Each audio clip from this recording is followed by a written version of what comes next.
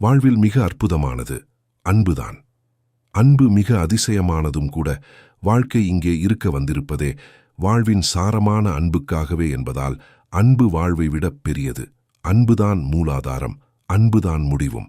அதனால் யார் ஒருவர் அன்பினை தவறவிடுகிறாரோ அவர் வாழ்க்கையின் எல்லா அம்சங்களையும் தவறவிட்டு விடுபவராகி விடுகிறார். ஆனால் அன்பை ஓர் உணர்வு என்று தப்பிதமாக புரிந்து கொள்ளாதே. அன்பு உணர்வு அல்ல, அன்பு ஓர் உணர்ச்சி அல்ல. அன்பு ஒரு மிக மிக நுண்மையான சக்தி, மின்சாரத்தை விட நுண்மையானது. எல்லா சக்திகளுக்கும் அடித்தளமாக அமைவது அன்பே. அன்பு பல வகைகளில் வடிவமெடுக்கிறது.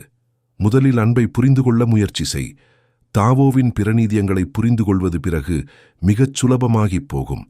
என்னுடைய 3 நிதியங்கள் என்னென்ன என்று கேட்டால் இதைத்தான் சொல்வேன். முதலில் அன்பு, 2வது அன்பு, 3வதும் அன்பே. லாவே சூ சொல்வதும் அதுதான். எனவே முதலில் அன்பை புரிந்து கொள்ள பார்க்கலாம். சாதகர்கள் இறுதிநிலை பற்றியே சிந்திக்கிறீர்கள், பேசுகிறீர்கள், ஆசையும் படுகிறீர்கள். ஒரு உண்மையை கூறுகிறேன், இறுதிநிலை அருளால் தான் நிகழ்கிறது.